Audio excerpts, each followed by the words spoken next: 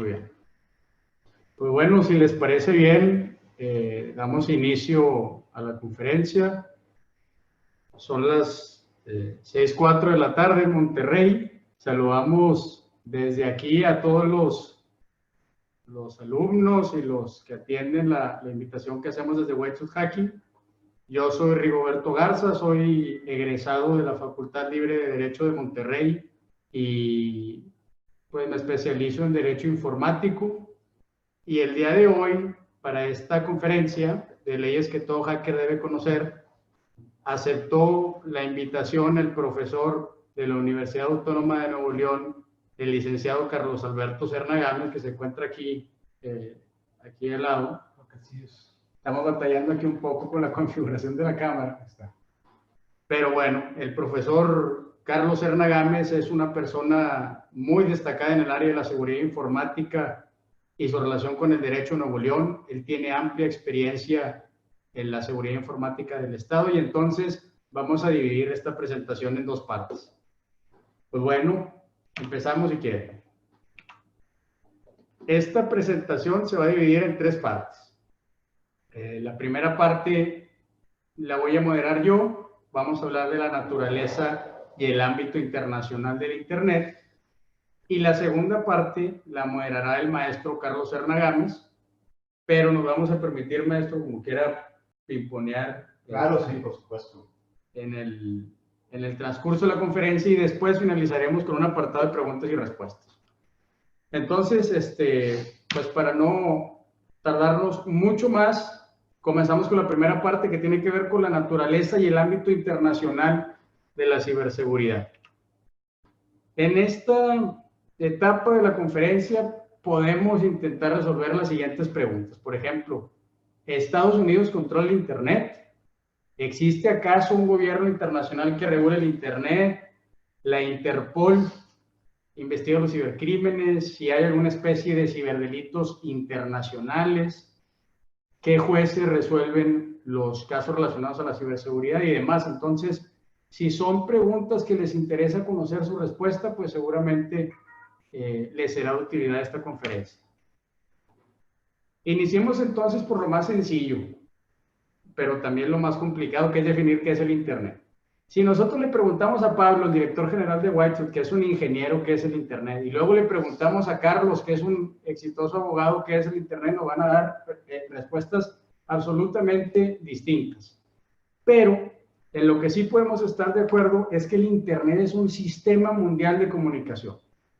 Es un sistema porque no ocurrió que un día nos levantamos, prendimos la luz y había Internet en todos lados.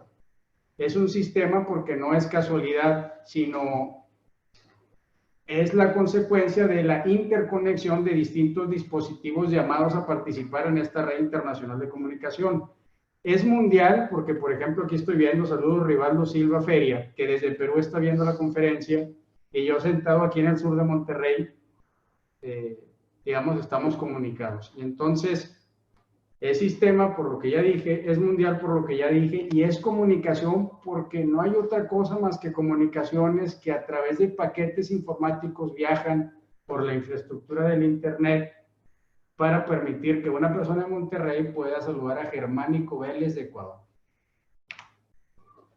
Entonces, como el Internet es un medio de comunicación, es un sistema de comunicación, el Internet se parece entonces a una carretera. Este es el ejemplo mexicano y este es un mapa, ¿no? Y el mapa muestra las carreteras de México. En México, ¿qué autoridad regula las carreteras? Pues la Secretaría de Comunicaciones y Transportes. ¿Por qué? Pues porque las carreteras son comunicaciones. ¿Y qué quiere decir que sea una vía de comunicación? Pues que es algo que de alguna manera permite que el punto A se conecte con el punto B. Algo muy similar sucede en el Internet, donde más o menos tenemos un mapa así de carreteras, que no son carreteras, sino cables submarinos que viajan de un punto a otro, conectando los paquetes informáticos que los dispositivos míos, de Carlos, de Pablo, de ustedes, están emitiendo. Y nos permiten entonces comunicarnos entre nosotros. Para regresar con el ejemplo de las carreteras. ¿por qué nos hace tanto ruido hablar de regulación del Estado en tema del Internet, que es una vía de comunicación? Pero cuando hablamos de la capacidad de un Estado para regular las carreteras, no nos queda ninguna duda. Yo tengo varias posiciones, que a ver si usted está de acuerdo conmigo, maestro. La primera es que el Estado tiene una participación muy activa en la construcción de carreteras. Entonces, el Estado paga y financia la gran mayoría de las carreteras mexicanas. Y si a eso le sumamos que el Estado tiene una ley, la Ley de Caminos y Puentes y Autotransporte Federal, donde establece ciertas obligaciones para los particulares y los gobernados que quieran utilizar estas comunicaciones, pues parece bastante claro, el Estado está regulando una comunicación física que está dentro de su territorio y que además es pública, es decir, la gran mayoría de las comunicaciones carreteras se construyen con dinero público. Estos dos elementos que pueden encontrar en la presentación son los que me gustaría oponer al caso del Internet. Porque el Internet, como veremos más adelante, se compone principalmente de infraestructura privada y además la infraestructura informática que permite que el Internet opere escapa al territorio de cualquier estado. Es decir, el Internet para funcionar tiene una infraestructura que no está toda dentro de China, ni toda dentro de los Estados Unidos, ni de ningún otro estado del mundo, por más poderoso que sea. Por ejemplo, imagínense que el Poder Legislativo de Colombia pretenda imponer a Facebook, una empresa estadounidense, la obligación de compartir los datos de todos sus usuarios universalmente a la policía colombiana. Empezamos a ver que existe un conflicto, ¿no? Una autoridad colombiana pretende a una persona estadounidense imponerle una obligación sobre un territorio no propio, es decir, una obligación sobre un territorio universal. Otro ejemplo, por ejemplo, sería decir el caso en el que una autoridad estadounidense denuncia a una empresa estadounidense como Google por violar una ley estadounidense. Entonces encontraremos que la complejidad de las leyes y los asuntos jurídicos relacionados con la ciberseguridad dependen de los actores involucrados en esas relaciones. Yo les comentaba hace algunas diapositivas que la infraestructura del Internet es privada. Y en mi opinión, que no es la opinión del licenciado Carlos Serna y que aprovechamos para debatir, en mi opinión es infraestructura privada porque es a través de celulares y el celular es mío, no es ni del gobierno mexicano ni de Apple, es un celular mío y mi celular está mandando inalámbricamente paquetes a un módem que es propiedad mía y ese módem está repitiendo señales a una antena telefónica que es propiedad a lo mejor de Telmex o de Telcel, que está conectada a una fibra óptica que a lo mejor es propiedad de Verizon y esa fibra óptica viaja hasta un centro de datos de YouTube, por ejemplo, o de Facebook, que estoy utilizando para transmitir esto. Entonces, en estas 5 etapas, mi celular, mi módem, la antena de Telmex, el cable de Verizon y el data center de Facebook, estamos hablando de que la propiedad de cada uno de estos actores es privada. Aquí me gustaría detenerme para invitar al licenciado Carlos Serna a que explique por qué, en su opinión, la infraestructura del Internet no es privada, sino pública. Le agradezco, Rigo, le agradezco a Y2Hacking la invitación. Pues en este punto de debate muy particularmente, además de que más adelante tal vez aborde un poquito más, aquí es muy importante entender que la primera ley que debemos de conocer todos los hackers y los abogados y los no hackers, pues es la Constitución Política de los Estados Unidos mexicanos. Es en la Constitución donde se establece que el espacio radioeléctrico es propiedad de dominio directo de la nación. En este sentido, las transmisiones de esos datos que se realizan en lo que conocemos como Internet se hacen a través de un bien que es propiedad de la nación, en este caso el espacio radioeléctrico, que en ese espacio radioeléctrico es donde se forma el ciberespacio, porque es en ese espacio radioeléctrico en donde se pueden conectar todas las temáticas que eventualmente pues, hacen el Internet. Eso es muy específicamente para el caso de México. En un aspecto más universal o internacional, es muy posible que en muchos estados la infraestructura y el dominio del Internet como un bien sea privado, pero en el caso de México el bien originario es de la nación. Tan es así que precisamente Telmex y todas las empresas que nos dan y proveen Internet, pues operan con una concesión para ello. La concesión implica que necesitan el permiso del Estado no solamente para disponer del bien, sino para explotarlo. Entonces, de la misma manera en la que el gas natural está bajo de la tierra y es bien de la nación y se necesita una concesión para explotarse, lo mismo sucede con el espacio radioeléctrico. No que los interrumpa. Quiero preguntarles a todos los que están aquí ahorita, ¿se escucha bien o se escucha un poco bajo? ¿Alguien podría confirmarme? Bien, bien. ¿Bien? ¿Sí? ¿Un poco bajo?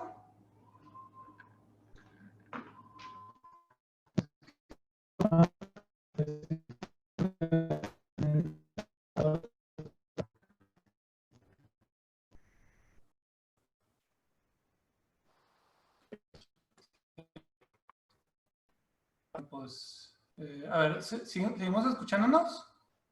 Ah, ok. ¿Ya llegó bien? ¿Se escucha mejor ahora?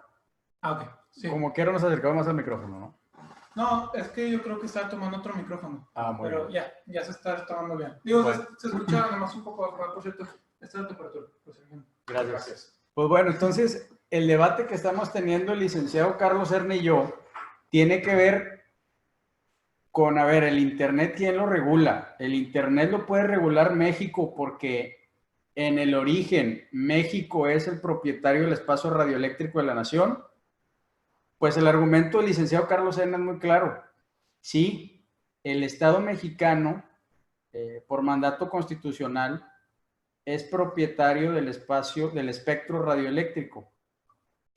Pero, desde mi punto de vista, eso no interfiere con la naturaleza privada de los actores del Internet, que a su vez no quiere decir que un estado como China no pueda censurar algunas páginas americanas, como vamos a ver más adelante. A ver, ya se me perdió el mouse. Bueno, este es el ejemplo que les decía, ¿no? El teléfono es mío, el módem es de la compañía de teléfono, la antena a lo mejor es de una compañía de teléfono distinta, después el cable submarino de alguna otra y el data center de algún otro. Y así llegamos a esta infraestructura que se alimenta de antenas, de celulares, de módems, de repetidores y de cables submarinos. Pero bueno, entonces regresamos a la pregunta. ¿Quién regula el Internet? Desde mi punto de vista, esta no es la pregunta correcta. La pregunta correcta sería ¿quién regula la conducta de los actores del Internet? ¿Quién regula la conducta de Rigoberto Garza, que opera un celular? ¿Quién regula la conducta de Telmex, que presta servicios de telefonía y de Internet a la mayoría de los hogares mexicanos? ¿Quién regula la conducta de Facebook, que es la red social más utilizada? Y así, enfocarnos no en el Internet, enfocarnos en los sujetos que participan en el Internet.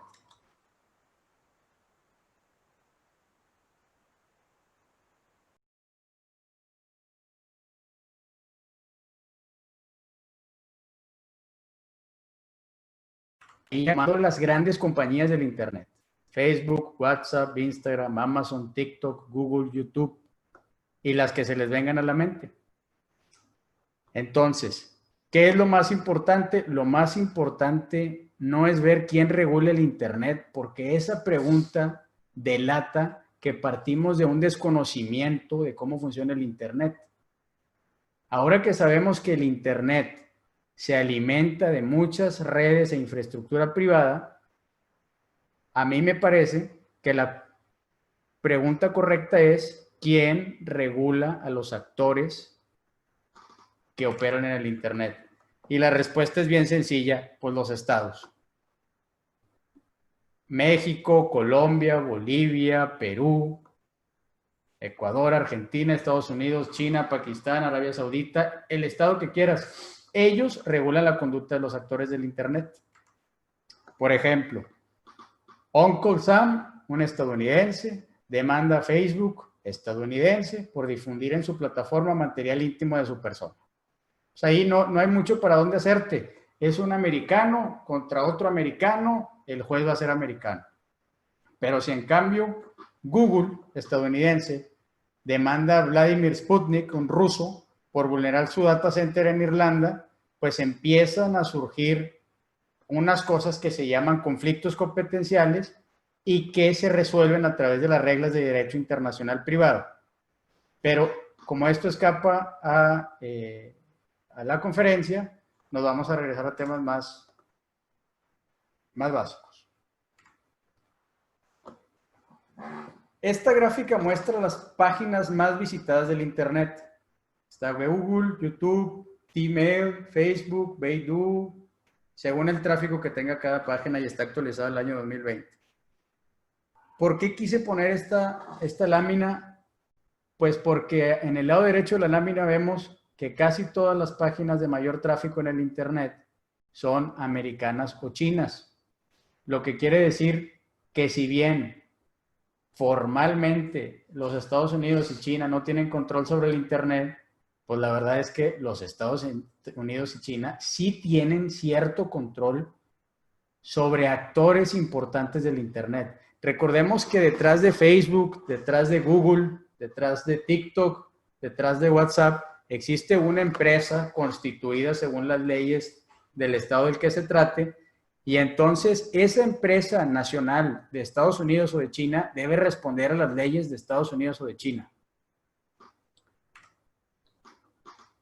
Entonces, por eso la regulación doméstica de actores internacionales es crucial. Y evidentemente, en 90 minutos que tenemos para esta plática, no podemos tocar cuál es la regulación china, ni la de Estados Unidos, ni la de Europa, ni la de Rusia, pero les recomiendo que sigan al pendiente de la página. Igual hacemos un webinar al respecto, o si no, lo investiguen por su cuenta. A ver, ahora a un poquito temas más interesantes. La Interpol. A ver, una primera pregunta. ¿La Interpol es una policía internacional? Pues la respuesta es no.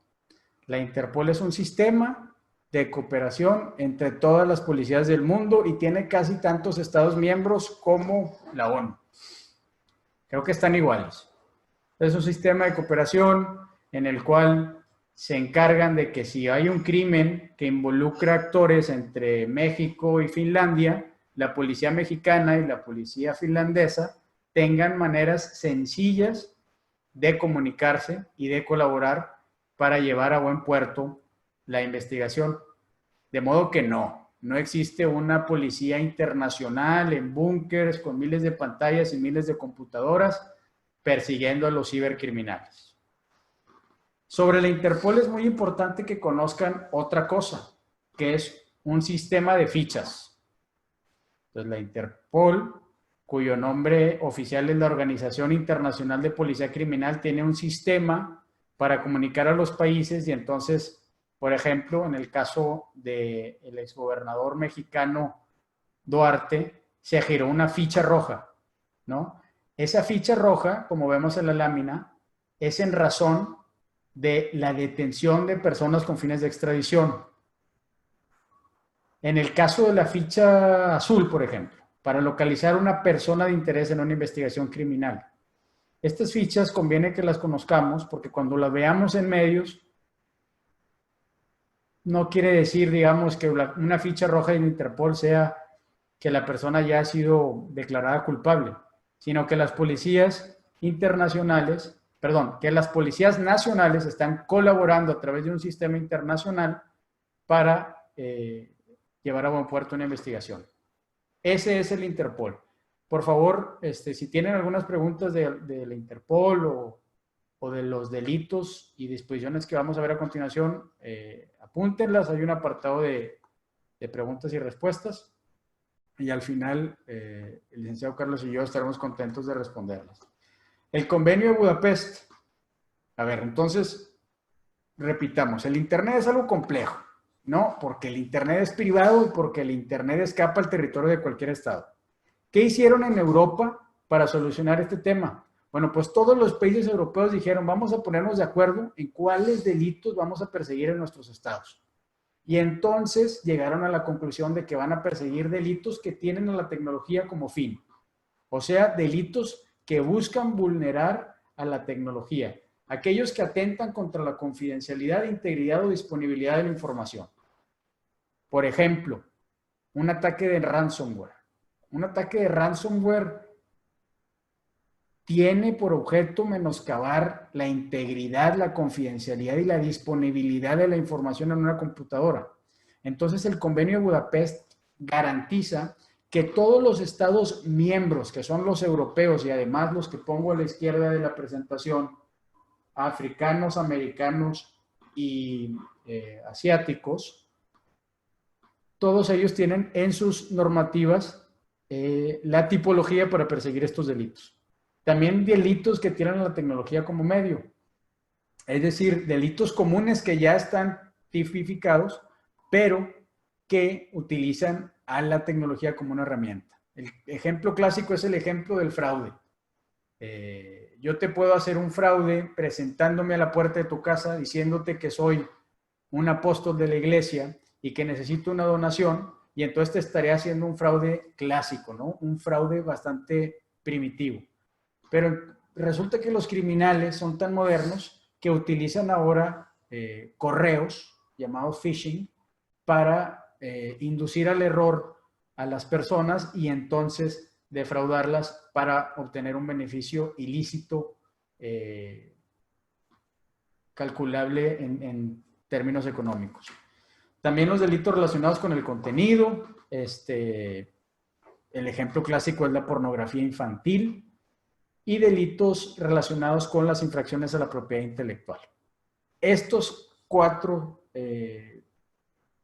tipos de grupos de delitos son los cuales el convenio de Budapest se ha encargado de distribuir en las jurisdicciones de los países miembros.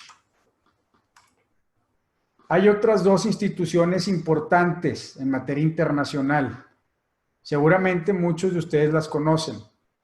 La primera es el ICANN, que es una empresa sin fines de lucro. Rebotaba antes de la conferencia con el profesor Carlos Serna acerca de su naturaleza. Yo pensé que era un organismo internacional y resulta ser El ICANN es una sociedad de responsabilidad limitada sin fines de lucro. Es una non-profit LLC y es una empresa estadounidense.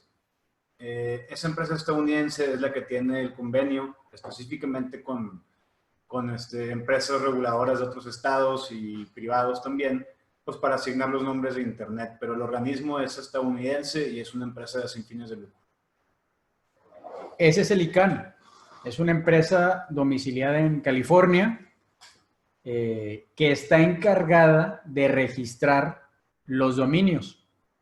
Entonces, cuando Facebook quiso registrar el nombre facebook.com, pues Facebook tuvo de alguna manera, a través de algún proveedor a lo mejor, que tener alguna interacción indirecta con el ICANN para que pudiera quedar registrado el nombre facebook.com a la dirección real de la página de internet. Y por otro lado tenemos lo que conocemos en español como el INPI o el WIPO en inglés, que se encarga de proteger los derechos de propiedad intelectual a nivel internacional.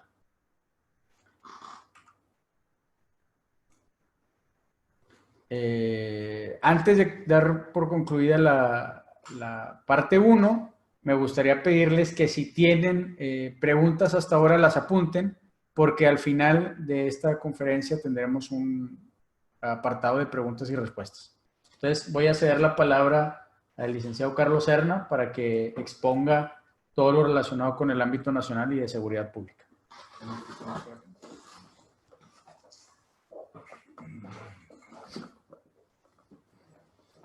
Bueno, pues buenas tardes. Agradeciendo aquí la invitación que me hace White Suit. Rigo ya me presentó hace unos momentos. Mi nombre es Carlos Serna. Soy licenciado en Derecho. Sin embargo, soy profesor de Seguridad de la Información en la carrera de Criminología en la Facultad de Derecho y Criminología de la Universidad Autónoma de Nuevo León. Mi expertise práctico pues es prácticamente autoeducado. Tengo algunas certificaciones en seguridad ofensiva, en este caso, que es el GHOST de White Suit. Y mi especialidad en ese ámbito ha sido conducir la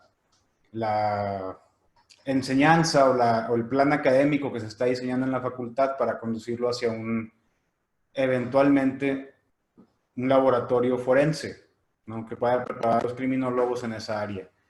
He sido funcionario público y he tenido experiencia en áreas de seguridad e inteligencia del Estado de Nuevo León, donde tuve mucha oportunidad de apreciar las funciones de seguridad que se hacen en materia informática, ¿no? Entonces, empezando de ahí, pues pensamos que lo interesante aquí es los delitos, ¿verdad? Yo no sé qué tantos de ustedes sean hackers o no, y con hackers pues no estoy hablando de los malos, ¿verdad? Estoy hablando de profesionales de la seguridad informática. Pero los delitos, les voy a poner un ejemplo. El robo. Pues el robo, aunque yo le robe un Bitcoin a alguien, pues sigue siendo un robo. No tiene nada de especial el hecho de que haya sido a través de una computadora. La parte difícil ahí es la parte forense, ¿no? Acreditar que materialmente ese robo se llevó a cabo en X o Y sistema o computadora es lo difícil, pero pues el robo sigue siendo robo y la pena sigue siendo la misma, 5 o 6 años. El delito más común, sin lugar a dudas, es la piratería. Desde que nos metemos a Google Images y descargamos una imagen sin el permiso del autor, hasta que nos metemos a 1-2-3 Movies a ver películas gratis o a descargarlas. Entonces, sin duda, el delito que más abunda en México y en todo el mundo en el ciberespacio, pues es la piratería. Que a esto me voy a permitir hacer un comentario interesante, porque dicen que México es el segundo país más hackeado de Latinoamérica y uno de los países más hackeados del mundo. El problema es que aquí en México nadie denuncia. Esa estadística la recoge la Interpol, como bien decía Rigo, que es una organización de cooperación internacional, y recogen esas estadísticas pues de los mapas de Kaspersky, de los mapas de Fortinet y de otros proveedores de antivirus. Y pues evidentemente muchos de ustedes podrán conocer esos mapas, van detectando distintos tipos de infecciones, troyanos, ransomwares, y esa es la estadística que se tiene, pero realmente no existen denuncias, y esa es una parte muy, muy difícil para la Procuración de Justicia. En leyes que deben de conocer definitivamente está el Código Penal Federal, porque el robo de identidad, el robo simple, puede ser de dinero, la revelación de secretos, son delitos que se pueden llegar a configurar en modalidades informáticas. De nuevo, aquí el gran problema para estos delitos es la capacidad forense para producir evidencia, ¿no? Entonces, desde un punto de vista práctico, yo les puedo comentar que el Estado mexicano y particularmente el Estado de Nuevo León sí tiene una fuerza denominada Policía Cibernética para la investigación y persecución y sobre todo y más importante que todo, prevención de este tipo de delitos. La Policía Cibernética, sin embargo, no crean que se dedica a atender ransomwares. Se dedica más que nada a temas de acoso cibernético, amenazas, ese tipo de cosas. Es el monitoreo que hace en materia de prevención. Y en materia de persecución son pocos los casos realmente en materia puramente informática, como lo puede ser un ransomware o un wiper, que el wiper pues es el que te borra todo, ¿verdad? Sin pedirte rescate. Esos son casos pues, que rara vez se denuncian y por ende pues, no dan lugar a investigación. Sin embargo, en cuestión de, como les comentaba, prevención de delitos que de nuevo, como el robo, pues son comunes, ¿verdad? El acoso es común, te pueden chiflar en la calle, pero pues también te pueden escribir un comentario en Facebook y eso es acoso. Entonces, la policía cibernética y sus esfuerzos están enfocadas más a ese tipo de delitos. Y sí existe un gran esfuerzo, también vale la pena decirlo, en materia de piratería. Tanto de materiales gráficos como películas y fotografías hasta software. Aquí existe el caso de la asociación que tiene la Business Software Association con el INPI para ir a auditar empresas que estén utilizando o que puedan estar utilizando software pues sin licencia, ¿verdad? Entonces, en materia de delitos, realmente lo que tenemos que conocer es eso, es el Código Penal, más allá de las particularidades, porque realmente la única diferencia que hay entre el robo que no es informático y el robo que sí es informático es una reacción que hice, el robo hecho a través de medios electrónicos. Entonces, realmente, como les digo, la diferencia no es mucha y la pena pues es prácticamente la misma. Aquí vale la pena destacar lo que comentaba Rigo hace unos momentos, que es el convenio de Budapest, que es un convenio que todavía no ratifica México, pero que es un esfuerzo internacional muy bien empleado para tratar de tipificar los delitos más comunes, como los que les estoy platicando, la piratería, el robo de identidad. Entonces, ese sería un esfuerzo muy importante por parte del Estado mexicano para tratar de adelantarse un poquito a la ola de ciberinseguridad que se puede venir y que ya estamos viviendo ahorita con la pandemia también. Entonces, ese es un tema muy interesante que habrá que vigilar. La protección de datos personales, yo creo que esto ya muchos de ustedes pues lo conocen o se lo saben. El aviso de privacidad que deben de tener en la página, designar a un encargado de datos en sus debidas empresas. Aquí lo que muchas personas a veces no descifran son las obligaciones que tienen no para utilizar, sino para custodiar o resguardar esos datos. La ley también es muy ambigua, pero podemos, por ejemplo, restringir o remitirnos, discúlpenme, a las normas bancarias que son un poquito más elaboradas en materia de seguridad de la información y se pueden utilizar como referencia pues para robustecer cualquier sistema de custodia o resguardo que conforme a esta ley debe de tener cualquier organización o sujeto obligado. Este apartado de seguridad nacional es muy interesante, pero antes de eso quiero cerrar muy rapidito. Les voy a decir 3 leyes que deben de conocer, que es el Código Penal, como ya se los comentaba, el Código Civil, porque si son hackers o no son hackers, pero se dedican a las tareas de ciberseguridad, ustedes acuérdense que todo lo que no hagan con un contrato, pues puede traerles muchos problemas. Si ustedes quieren hacer una prueba de penetración, un análisis de vulnerabilidades, ese tipo de cosas, siempre necesitan un contrato. Esa es la diferencia entre que su servicio sea un servicio o un delito. Entonces, el Código Civil y el Código de Comercio son otras leyes que definitivamente deben de conocer en lo relativo a los contratos, porque realmente no hay nada más especial más allá de eso. Simplemente las obligaciones generales. La primera ley que todos debemos conocer es la Constitución Política de los Estados Unidos Mexicanos. Seamos abogados o hackers o lo que seamos. Y aquí es donde se desarrolla o se empieza a desarrollar el tema de seguridad nacional y de infraestructura crítica. Como comentábamos hace un rato, Rigoberto y yo tenemos un debate sobre la propiedad del Internet.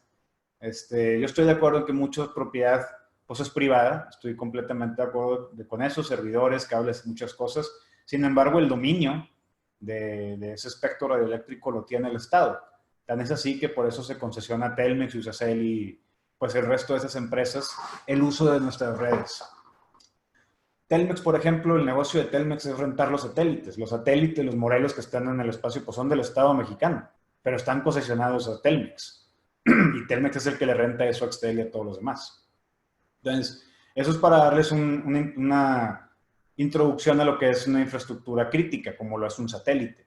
En este caso, las antenas, las torres de radiocomunicación, todo ese tipo de instalaciones pueden catalogarse como infraestructura crítica, que necesariamente está a cargo de la protección, bajo la protección del Estado. Y la seguridad nacional. La seguridad nacional es un tema muy interesante porque al igual que el debate de quién es el dueño del Internet, pues es algo que varía país con país en materia de ciberseguridad. Pero aquí la seguridad nacional pues es simplemente la protección y la defensa de la soberanía nacional. ¿Qué es la soberanía nacional? Pues nuestra autonomía como nación. Y la seguridad nacional se encarga tanto de amenazas externas o extranjeras como internas o domésticas. Ahorita voy a entrar a este tema de seguridad privada, pero en conclusión, aquí la Constitución lo que nos marca es el espectro radioeléctrico es propiedad de la nación y por ende es el Estado quien garantiza su seguridad. La ley de seguridad nacional es otra ley que les recomiendo que apunten para el caso de México, porque es en esa ley donde se establecen los parámetros bajo los cuales la autoridad puede intervenir las comunicaciones privadas. Y estas comunicaciones privadas pues pueden ser desde correos y telégrafos hasta correos electrónicos y mensajes de WhatsApp, ¿no? Entonces eso nos da una idea de la rectoría que tiene el Estado en el caso de México sobre las telecomunicaciones y sobre el Internet. El principal problema para perseguir cualquier delito o cualquier línea de investigación en materia de seguridad nacional es que son las empresas las que a veces no revelan la información. Ellos tienen sus protocolos, pero pues yo para seguir un delincuente necesito su rastro digital y ese rastro digital pues lo tiene la compañía proveedora de Internet. Y ese es el dato donde a veces se complica la obtención del mismo y por ende la investigación. En este caso, la seguridad nacional tiene que ver con la infraestructura crítica. Si alguno de ustedes, si los que son hackers andan de traviesos y echan una antena abajo, pues se están metiendo con un tema de sabotaje y de seguridad nacional, por tratarse de infraestructura crítica del Estado. Entonces, es importante entender este concepto para poder nosotros digerir bien el concepto amplio de seguridad y su rol, y el rol que tiene la ciberseguridad dentro de eso, porque la ciberseguridad es una especie de la seguridad de la información que es un género a su vez de la seguridad como concepto universal. Entonces, aquí la ciberseguridad en México se compone por dos elementos muy simples. La rectoría que tiene el Estado sobre los bienes de telecomunicaciones y del espectro radioeléctrico y la facultad que tiene y atribución que tiene el Estado para otorgar la seguridad pública, que pues también deriva en la seguridad nacional, que son dos cosas distintas, porque la seguridad pública tiene que ver con la seguridad de la población, mientras que la seguridad nacional tiene que ver con la seguridad de la nación, o sea, del territorio nacional. Y aquí es donde ya nos vamos a la seguridad privada, porque la seguridad privada, aunque les podrá sorprender, es un tema de seguridad pública. La Ley General del Sistema Nacional de Seguridad Pública establece que las empresas de seguridad privada en cualquiera de sus modalidades son auxiliares de las instituciones de seguridad pública. Y esas empresas deben atender los mandatos de esas autoridades cuando se les indique. Es una de las obligaciones. Estas empresas requieren de permisos y autorizaciones por parte de la Secretaría de Seguridad Pública, federal o estatal según sea el caso. Una de las modalidades de la seguridad privada aquí en México, que no es algo que se replique en todo el mundo, es la seguridad de la información. Si me permiten un momento, les voy a leer textualmente cómo se define la seguridad de la información. Porque es importante entender que existe ya una definición legal de lo que es seguridad de la información. Les voy a leer la del Estado de Nuevo León. Ay, discúlpenme que no me la sepa de memoria, pero pues no soy tan cuerda. La seguridad de la información se define o consiste en la preservación, integridad, disponibilidad de la información del prestatario a través de sistemas de administración de seguridad, de bases de datos, redes locales, corporativas y globales, sistemas de cómputo, transacciones electrónicas, así como respaldo y recuperación de dicha información, sea esto documental, electrónica o multimedia. Como pueden ver, pues acabo de leer prácticamente cualquier, definición de seguridad de la información que podamos encontrar es similar a esta. Y esta es la que se encuentra también, una similar, una palabra más o menos, en la Ley Federal de Seguridad Privada. Entonces, el padrón de estas empresas es público, de tal manera que si ustedes se dedican a una empresa que trabaje o que se dedique a la seguridad de la información, pues es fácil revisar los padrones para ver si cuentan o no con el permiso. Pero entonces, Aquí es donde viene la parte trascendente para la seguridad nacional, porque la seguridad privada es parte, ¿no?, de ese sistema de seguridad pública.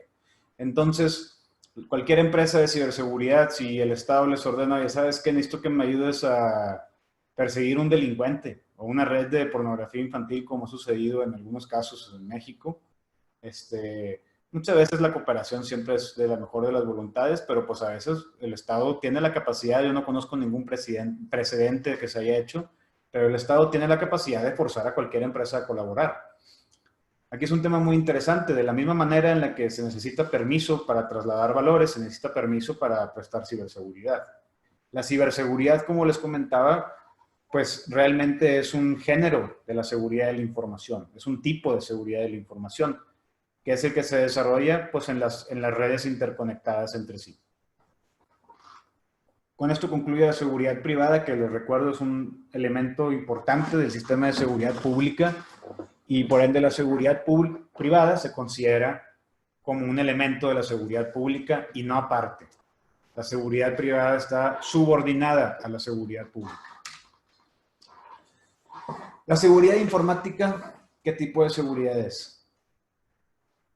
Aquí tenemos que analizar muy bien a qué elementos nos queremos restringir. Para mí la seguridad informática es una seguridad patrimonial o es una seguridad de objetos. Para mí la seguridad puede haber de dos. Hay seguridad para objetos y hay seguridad para sujetos.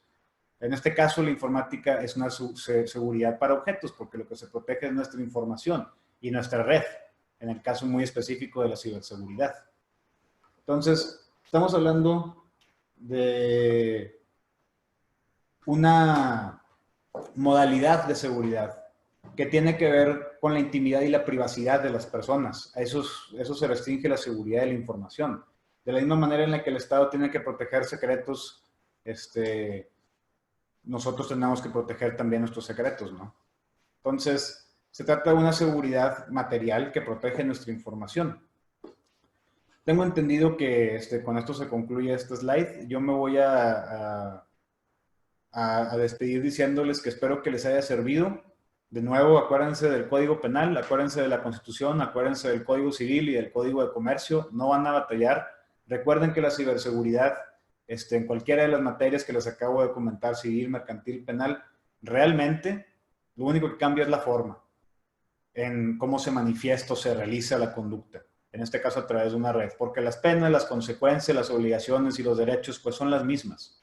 En el caso de la ley de protección de datos personales, ahí hay un tema muy grande que también tienen que atender en algún momento las autoridades, que es que pues realmente no se da una verificación. Les voy a poner un ejercicio muy interesante. Pídenle a Facebook o cualquier otra red social que cancele sus datos y que les mande una muestra, una prueba de que sus datos han sido eliminados de sus servidores o de sus bases de datos, para que vean cómo nunca la van a recibir. Sin embargo, esa ley los obliga. No importa si es una empresa estadounidense, mexicana o china. Si estás en México, estás obligado por esa ley y no sucede. Entonces aquí yo me quiero despedir diciéndoles con la reflexión más bien de que queda mucho por hacer y la única manera de realmente avanzar es con la práctica y que todos los que estamos en esto sigamos ejerciendo la profesión con dignidad y con responsabilidad. Eso solo va a provocar que el gobierno solo y mismo reaccione para tomar las medidas que se tengan que tomar, porque esto se trata de la seguridad de las personas. Ya no es nada más un negocio. La ciberseguridad es un tema social. A todos nos compete y a todos nos afecta. Entonces, yo creo que es muy importante despedirme con esa reflexión. Al final les dejaré mi correo. Les agradezco mucho su atención y espero les haya servido y les haya sido interesante. Le voy a volver a dar la palabra a Rigo, que de nuevo te agradezco la invitación. Creo que ha sido un ejercicio muy interesante. Y saludos a todos los que nos escuchan desde México y de otras partes del mundo. Muchas gracias.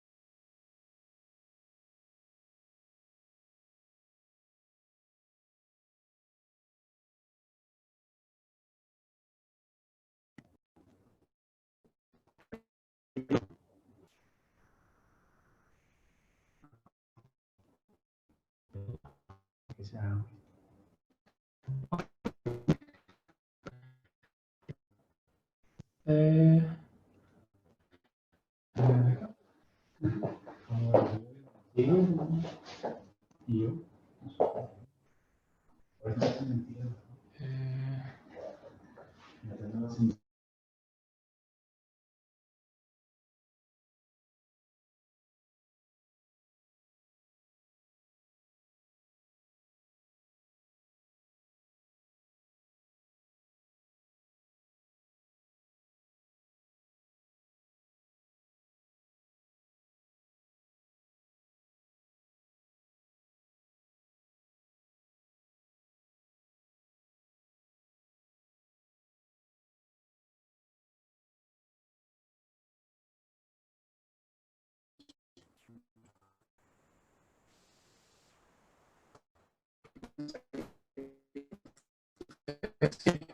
A ver.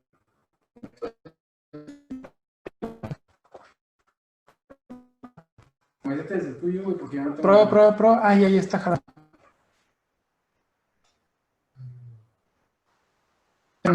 ¿Verdad? ¿Ya nos escuchan? ¿Ya? Ah, ok. Perdón, como que se desconectó el micrófono. Si le pueden decir a Rigo y a Cristóbal como que se quedaron. Digo, a Rigo y a, perdón, a Carlos. Pero ya van a iniciar otra vez.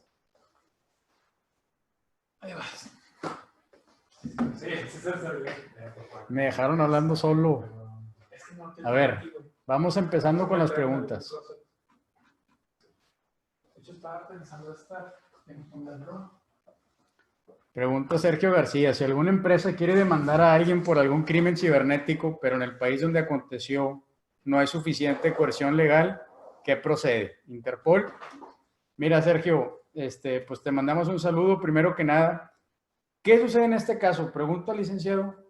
Si alguien quiere demandar un delito cibernético en un país donde no hay suficiente coerción legal, ¿qué procede? Pues mira, siempre es algo muy, muy complejo y muy difícil. Siempre tienes que denunciar en el país en el que te tocó. Estás en Colombia y aunque tu investigación forense te diga que viene de Italia el crimen, pues tienes que denunciarlo en Colombia. Normalmente Colombia es uno de esos países, México también, en delitos que son de muy alto impacto. O sea, si por ejemplo te infectaron de ransomware a tu compañía y tu compañía es multinacional, normalmente la atención de la Interpol llega de una manera más natural.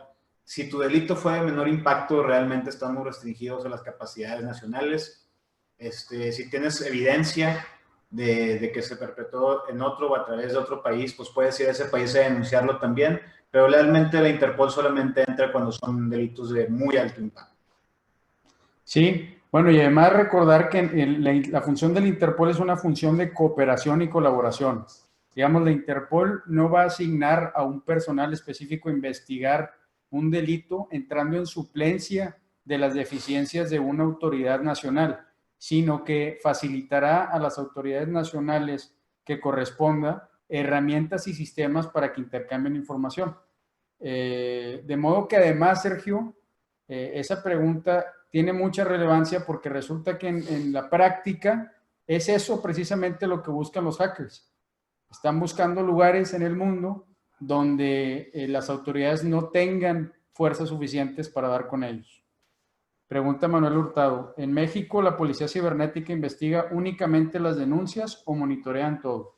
Hay dos tipos de policía cibernética, al menos a nivel federal y a nivel estatal en el estado de Nuevo León. Una es la policía cibernética de Fuerza Civil, que es la policía del estado, o de la Guardia Nacional, que es la policía federal. Y la otra es la policía del Ministerio Público, o sea, de las fiscalías.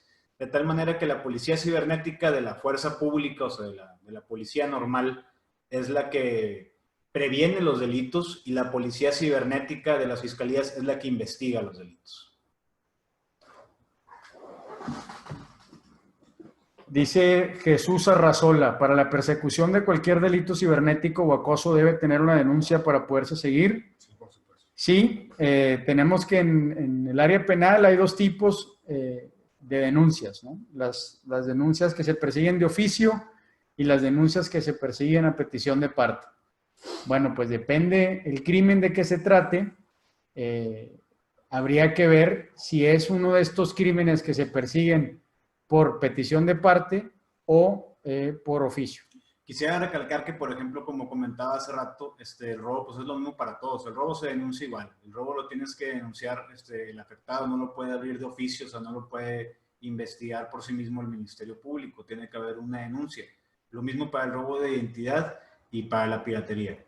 Pero si habláramos, por ejemplo, del caso de pornografía infantil, tendríamos un ejemplo donde sí, la autoridad puede perseguir ese delito de oficio en razón de la, digamos, de la gravedad. De la gravedad del delito del que se trata. Claro. Dice Bismarck Joseph Sánchez Tamaniz. Se dice que los delitos informáticos pertenecen a los entornos de delitos especiales. ¿Qué leyes debo reconocer para entender a los delitos informáticos independiente del Código Penal Federal y la Constitución? Si me permites contestar, mira, no, es lo que comentaba hace rato, no son especiales, son lo mismo. Si analizamos el Código Penal, vamos a ver que el robo hecho a través de una computadora o hecho con la mano es la misma pena, ¿no? Entonces, no existe una regulación especial para eso. Son los delitos como vienen en el Código Penal, con la redacción que le decía, pues bien, si se realiza este acto a través de medios electrónicos o algo equivalente, entonces es cuando se torna cibernético, porque se realiza a través de las computadoras.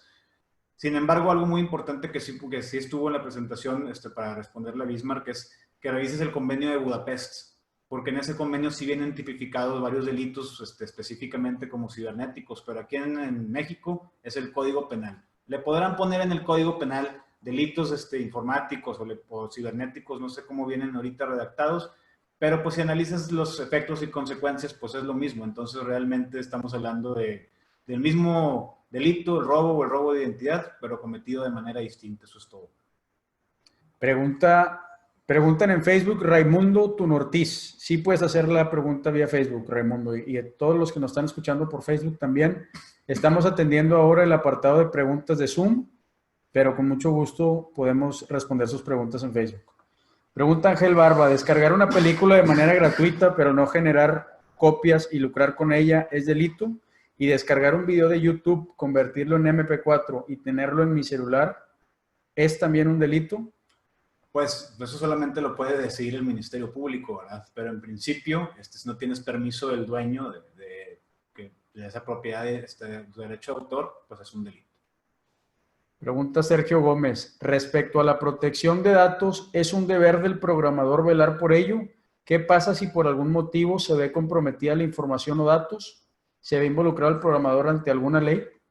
Eso depende mucho si el programador es una persona física que trabaja por su cuenta, por supuesto que es absolutamente responsable de todas esas cuestiones. Pero si trabaja por una empresa, el responsable de eso, pues es su director o su superior jerárquico en este caso. Volvemos a lo que comentaba al principio. Si es una persona física, pues claro que él tiene toda la responsabilidad de sus actos y de su programación. Si depende de una empresa, pues entonces es la directiva de esa empresa quien debe asumir las consecuencias, independientemente de las consecuencias que esa empresa le traslade al programador.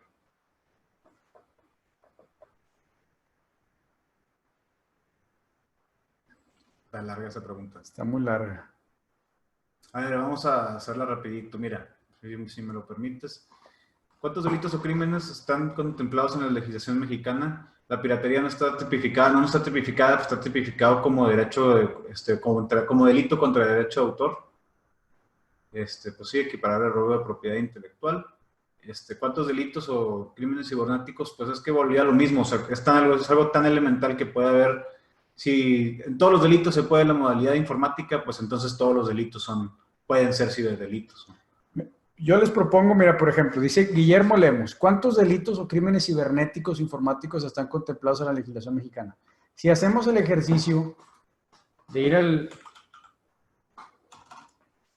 Código Penal Federal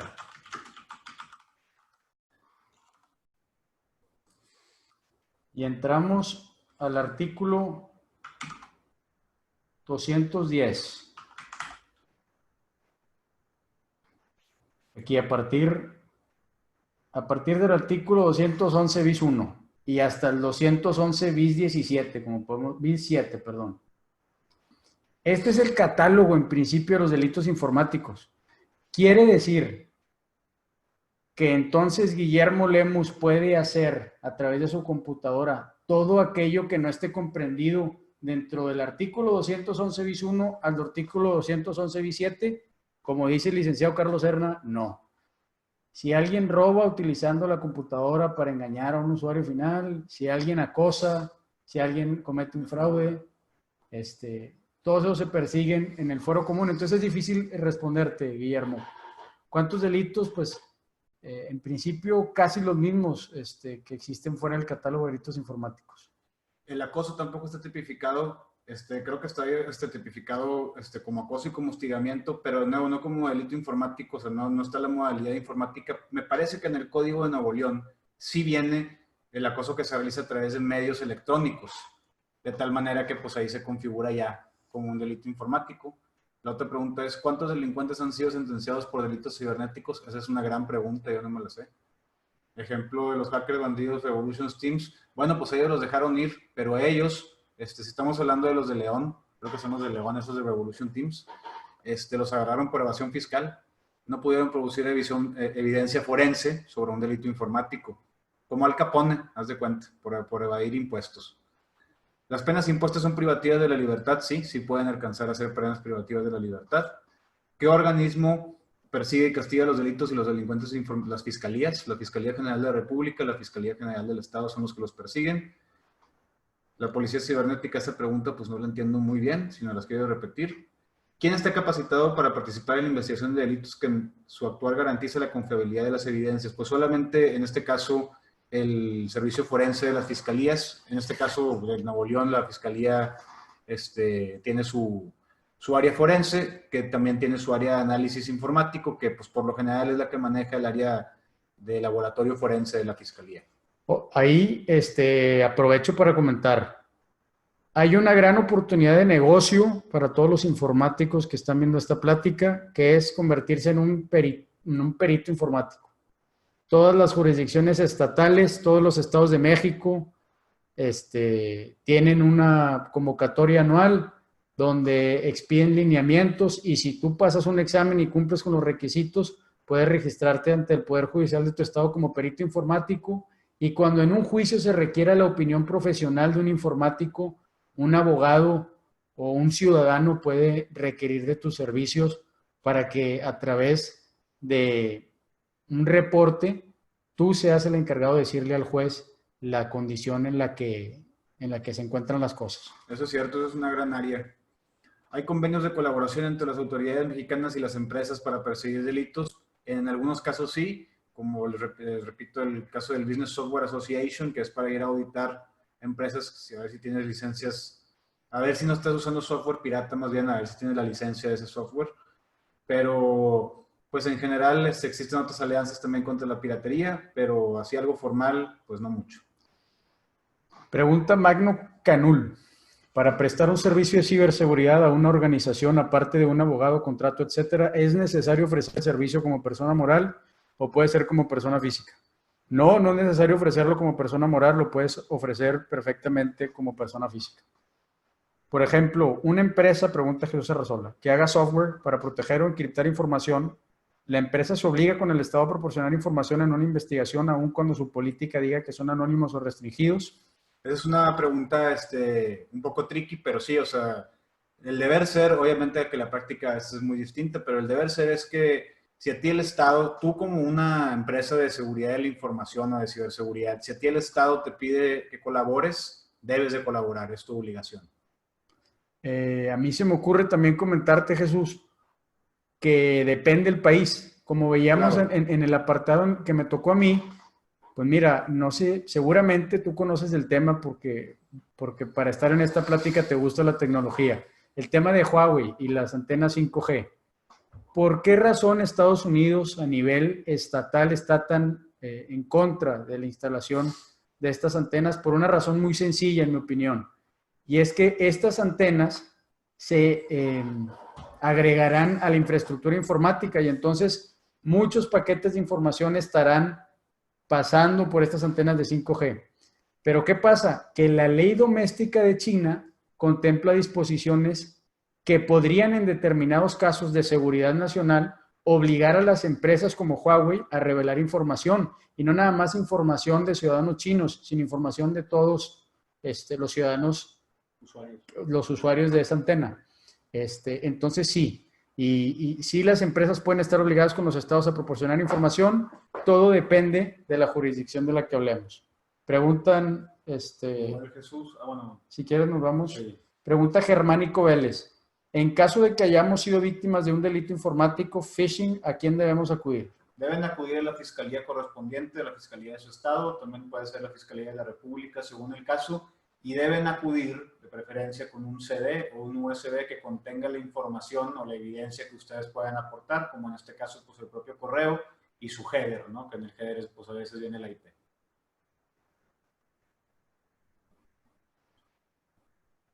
¿Hasta qué punto una información en la red es un secreto que si se roba, publica, etcétera, se convierte en un delito? ¿Es hasta que tenga derechos de autor? No, depende. Pero hay cosas que, por ejemplo, te voy a poner un ejemplo. Es que aquí el tema es la calificación de secreto. Hay pocas cosas que la ley califica como secreto. La ley en México califica como secreto el secreto fiscal, el secreto bancario, el secreto corporativo, el voto. Entonces, para que se configure algo como lo que tú dices, tendría que ser una información evidentemente sensible y que haya sido revelada sin autorización del propietario. Esos son los dos elementos, ¿no? Entonces, ¿hasta qué punto una información es un secreto? Pues cuando está en la red ya no es un secreto.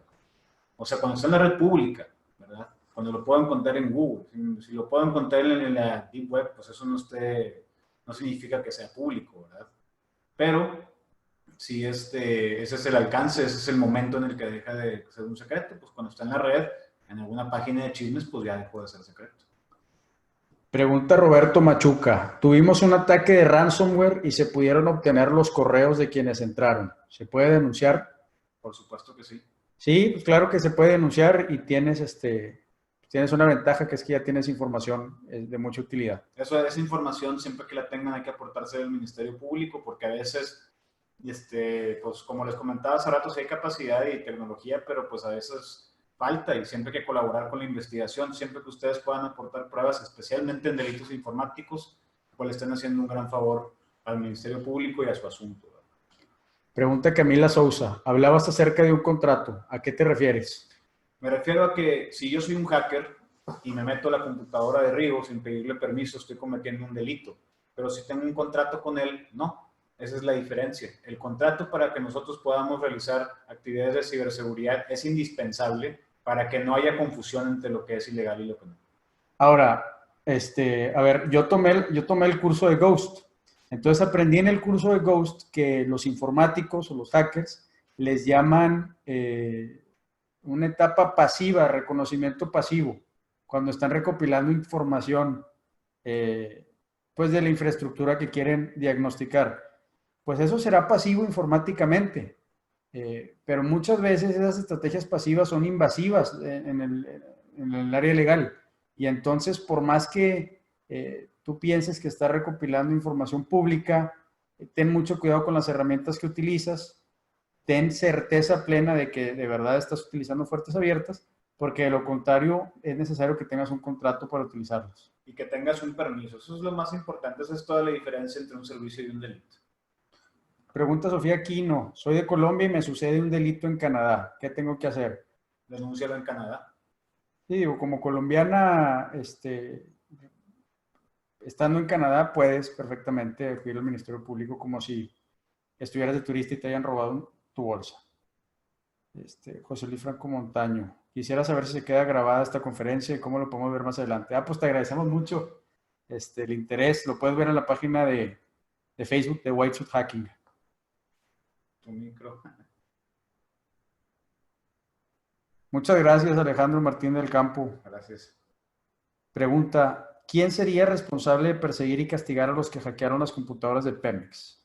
Ahí sería la policía cibernética, en este caso la división científica de lo que era la Policía Federal, hoy Guardia Nacional. Sería la Policía Federal. Muy interesante, quiero intervenir por esto de la Interpol o ambos.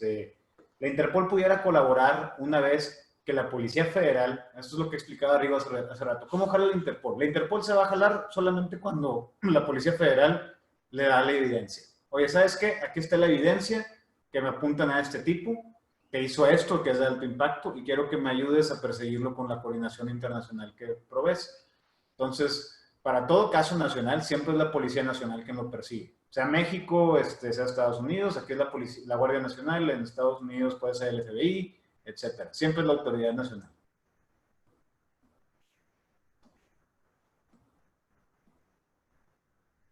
Pregunta Magno Canul, si nos asociamos a un abogado para brindar servicios de ciberseguridad, ¿este debe ser especializado en cibernética?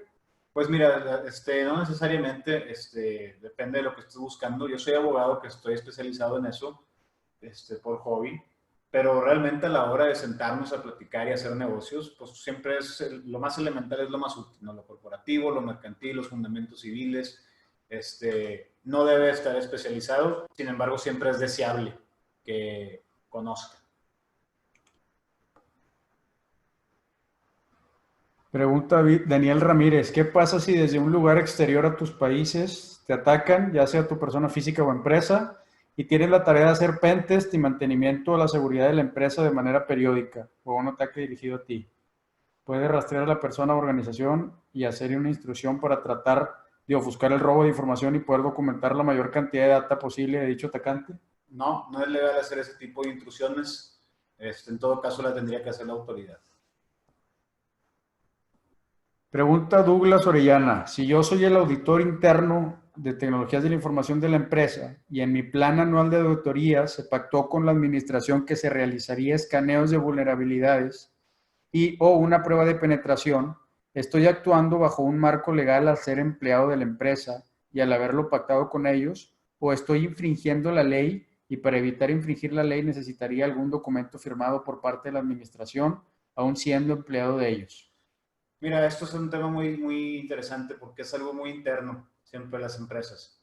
Por lo general, en tu contrato de servicios también firmas un contrato de confidencialidad y es en esas cláusulas donde se establece generalmente este tema que tú comentas de escaneos y vulnerabilidades, pero depende para qué institución trabajes. Si trabajas aquí en México para una institución financiera, pues definitivamente estás cumpliendo la ley porque las normas bancarias exigen esas pruebas de penetración. Para responder puntualmente tu duda, es algo que es un tema de comunicación interno con ellos. En principio, no tienes tú ninguna responsabilidad y no estás infringiendo ninguna ley, siempre y cuando te restringas al sistema interno de la empresa o al que te hayan asignado conforme a tu responsabilidad y que actúes en base a las responsabilidades que te asignaron. No estás infringiendo ninguna ley. Pregunta Guillermo Lemus Aguilar, ¿qué convenios internacionales tiene signados México para perseguir efectivamente delitos informáticos? Mira, si me permites,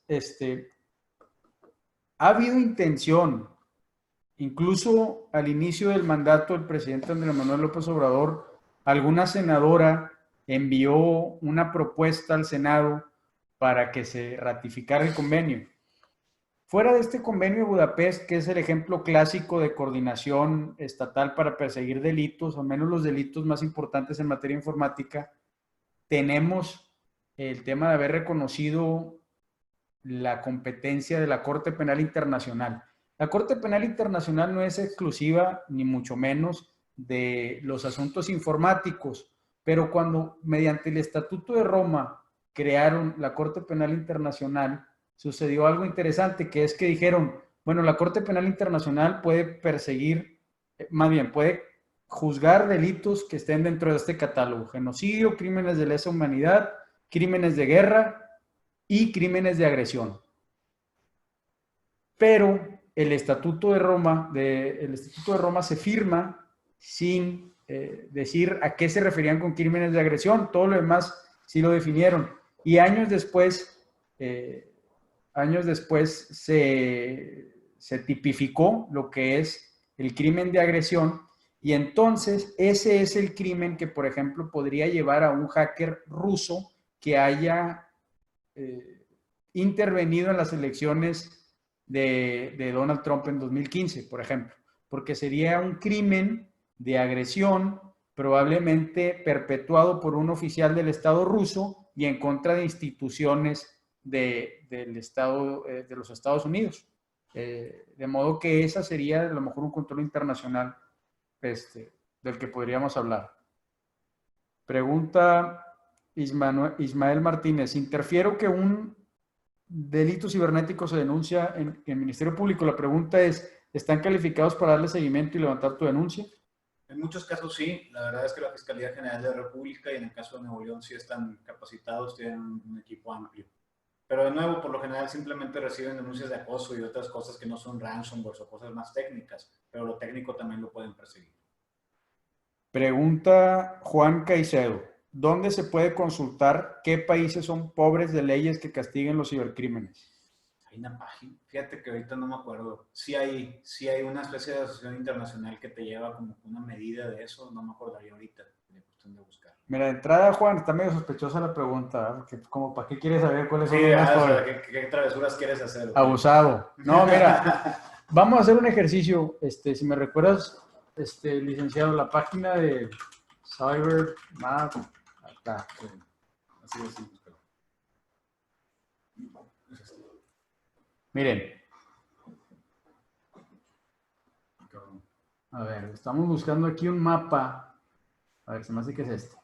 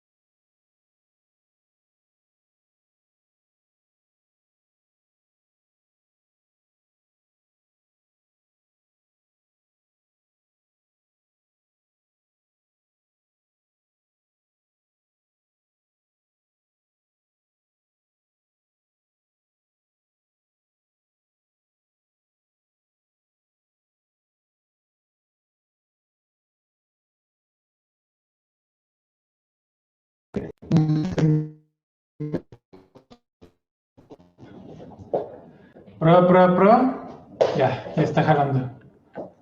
¿Ya nos escuchan?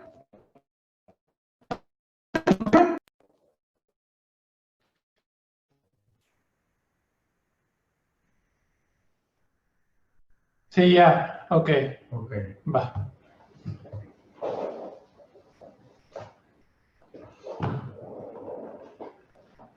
Oye, pues estamos teniendo muchos problemas aquí con el micrófono, les pedimos una disculpa. A ver, pregunta Héctor Ernesto Alvarado Durán en Facebook. 3 preguntas. Legalmente, ¿qué necesitaría para crear una consultoría o agencia de ciberseguridad para realizar pruebas de vulnerabilidades? Okay, te voy a responder esas 3 preguntas, a ver, más que no se me vayan muy para arriba. ¿Qué necesito legalmente? Pues necesitas, legalmente sí, este es un permiso de la Secretaría de Seguridad de tu estado, si es que tu estado contempla esa modalidad, y si no, un permiso de la Secretaría de Seguridad Federal. La segunda, ¿qué más de servicios podría ofrecer? Pues puedes ofrecer lo que sea en tu expertise, ¿verdad? Pues supongo que pruebas de penetración, análisis de vulnerabilidades, etcétera, políticas de ciberseguridad. 3 que son necesarias, ¿qué se necesitaría para participar en alguna licitación de alguna empresa? Bueno, pues por lo general te piden los requisitos técnicos, ¿verdad? E industriales, dependiendo del servicio que quieras proveer, a veces te van a pedir certificaciones, te van a pedir que tu equipo tenga ciertas certificaciones, pero pues eso realmente ya depende de cada empresa. Depende obviamente de que si tengas un orden administrativo, contable, etcétera, pues en orden para que tú lo puedas presentar en la licitación.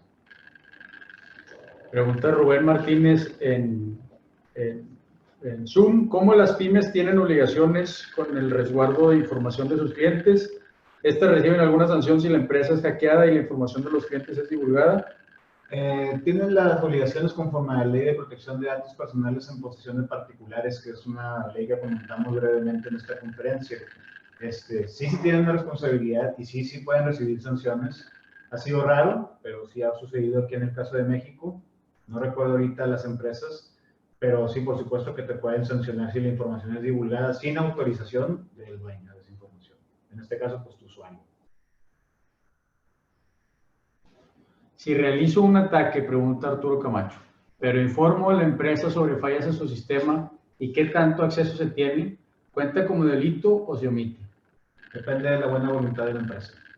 Mira, yo te diría que si el ataque lo realizaras a Whitesuit y Whitesuit, como su abogado me pregunta si te perdonamos o no, yo no te perdonaría. Por eso eres el abogado, ¿verdad? ¿Por qué no? Te voy a decir por qué, porque es muy importante. Habla mucho de una persona el que comete un delito. Que se sepa que cometiste un delito te va a estigmatizar, entonces tómalo como una invitación a que, ya lo comentó Pablo en la conferencia de inauguración de los webinars, los hackers de sombrero blanco en promedio ganan 4 veces más que los cibercriminales, entonces no vayan a caer en mentiras ahí de que es más rentable andar de traviesos, andar de piratas. Pregunta Eliu Rivera, ¿cuál es su opinión sobre la restricción de algunas webs en ciertos países? Yo opino que el Internet es una herramienta de libre uso y yo personalmente opino que no se debería de restringir. Eso es lo que opino. Pregunta...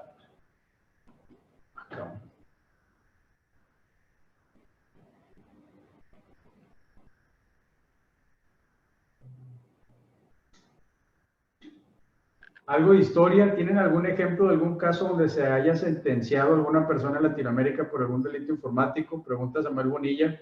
En Latinoamérica, fíjate que no te podría dar precedentes. En Estados Unidos te puedo dar el de Netscape, ese es el más famoso de todos, pero aquí en Latinoamérica... Mira, Samuel, yo te voy a hacer una recomendación de un libro que vendemos en la Hackshop de Whitesuit. El primer hacker latino en la historia publicó un libro que distribuimos nosotros bajo un seudónimo, obviamente. Él fue sentenciado en Estados Unidos y en Brasil.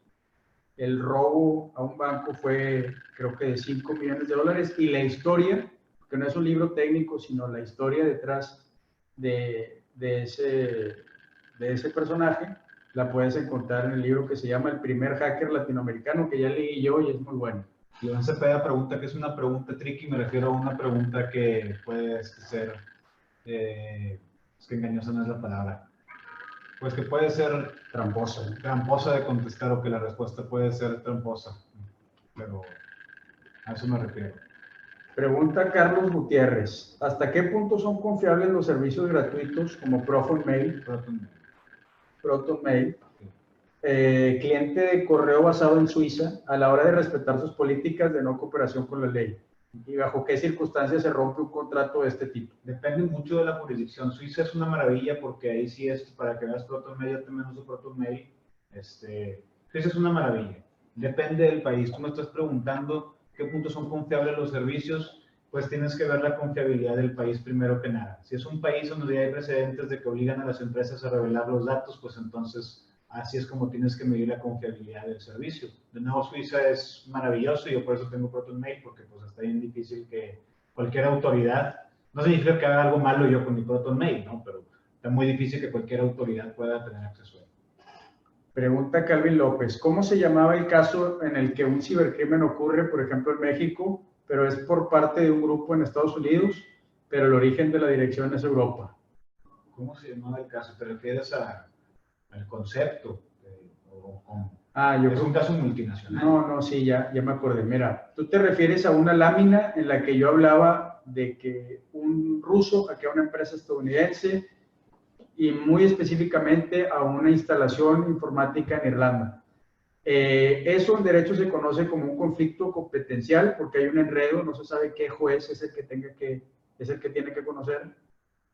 Calvin, si eres abogado, yo te recomiendo ingresar a la página del maestro Fernando Villarreal Gonda, que es un especialista en Derecho Internacional Privado, o bien mandarnos un correo a White House Hacking y con mucho gusto te puedo compartir en literatura. Le voy a pedir también al licenciado Carlos que me recomiende algo para compartir.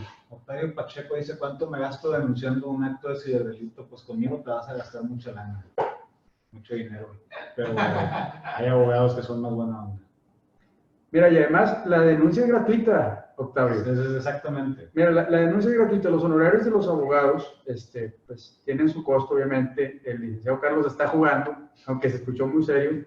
No, tío, es un abogado profesional y como tal los honorarios también. Pero con mucho gusto, si tienes algo, tanto el licenciado Carlos Serna y yo, nos daría mucho gusto de ayudarte.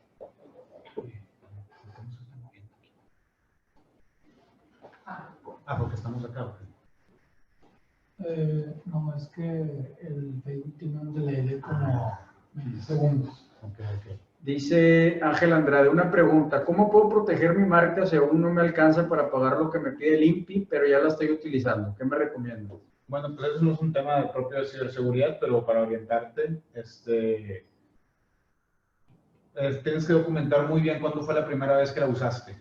Eso va a ser tu ventaja. Si todavía no tienes el registro del INPI, documenta muy bien cuándo fue la primera vez que la empezaste a utilizar para que cuando llegue el momento tú puedas acreditar que fuiste el primero en utilizarla.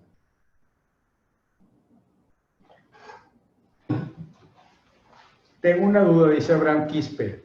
¿Qué pasa si, un ejemplo, soy de Perú y atrapé a un pedófilo de Argentina y recabé toda su información? ¿Cómo haría para denunciarlo si soy de otro país y él también? Y yo también tendría problemas al haber accedido a su información de esa persona sin su consentimiento. ¿Contaría como una especie de espionaje? Ok, lo atrapé. Pues, si lo atrapaste, me quiero imaginar que de alguna manera lo detuviste, o si te refieres a que descubriste, tú esa información siempre la puedes proporcionar. La pornografía infantil es un delito grave en cualquier país. Hay convenios para eso, sí hay convenios.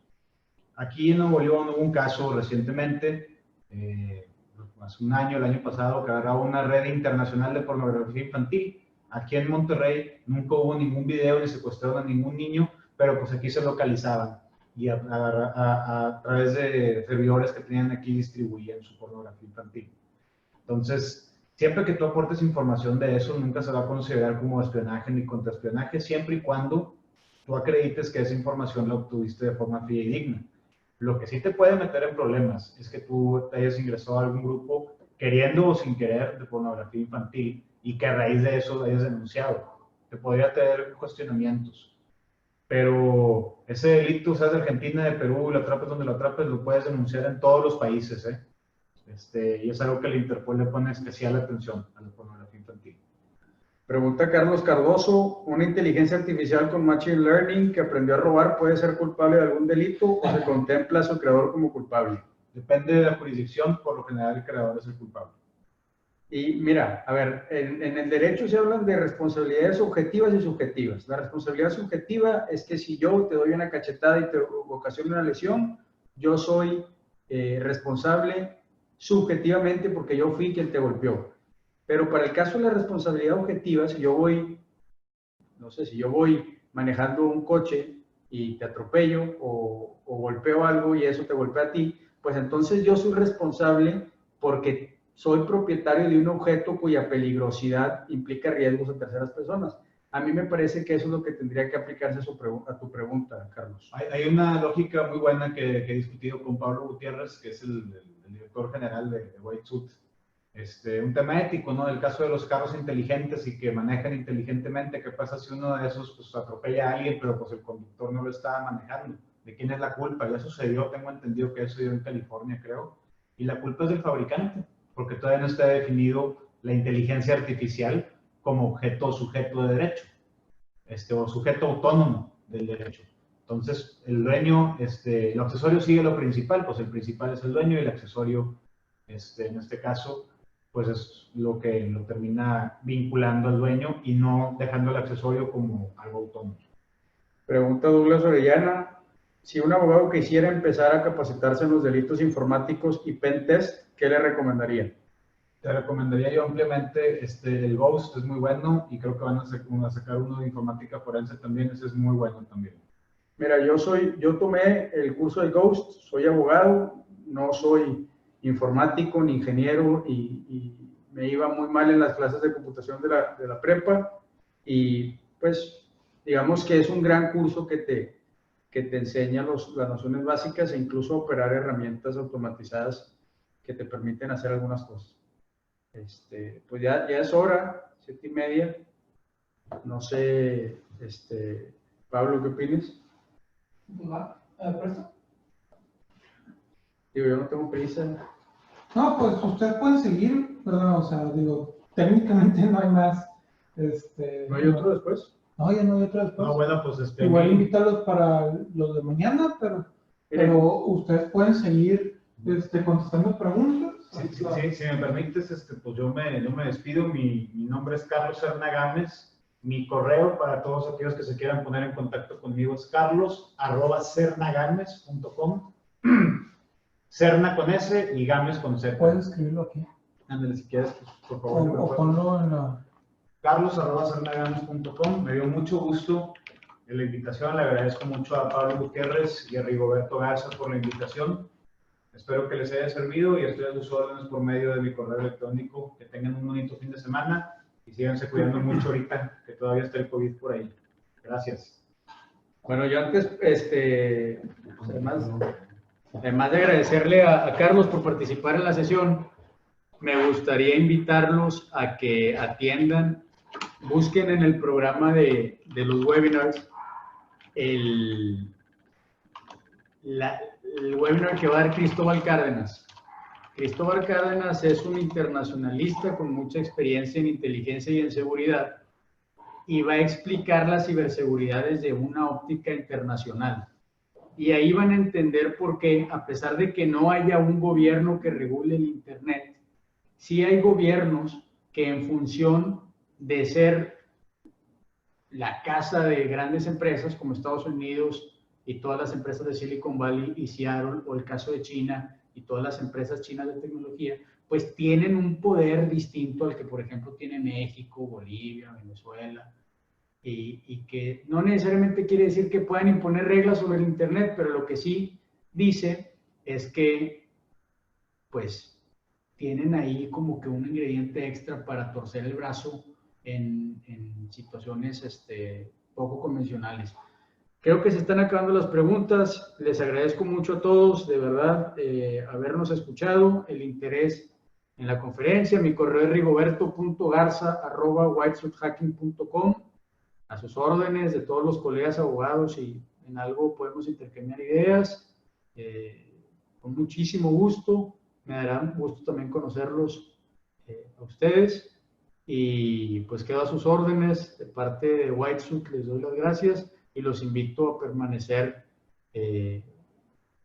conectados para la programación de los webinars que tenemos para mañana y el día del domingo. Les mando un abrazo y que estén muy bien. ¿Te quedas? Stop share.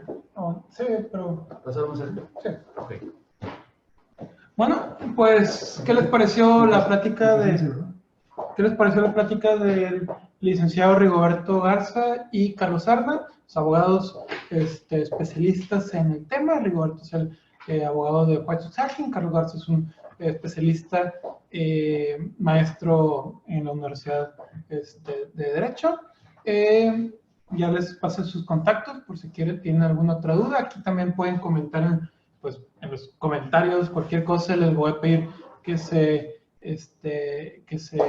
metan allá a contestar lo que sea posible.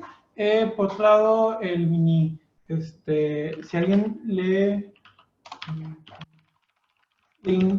interesa el tema criminalístico, o es abogado, a lo mejor les interesaría la certificación de informática forense, es el mini comercial, y también pues les recomiendo ver aquí mismo en la página, en nuestra forma de registro, los webinars que tenemos mañana y el domingo, y también les recomiendo ampliamente descargar la revista digital. Es totalmente gratis, pueden descargarla en wisehacking.com, simplemente pónganle en tienda y busquen donde dice revista, ¿no? Aquí va a decir revista de ciberseguridad, español hackers. Esta revista fue escrita parcialmente por mí, parcialmente por Rigoberto Garza, también el maestro Carlos contribuyó en uno de los artículos, Cristóbal Cárdenas y Rodrigo Martínez. Entonces, les recomiendo descargarla, es gratis, está muy amena, muy amigable, y si no hay nada más por el momento, pues nos vemos mañana. Hasta luego.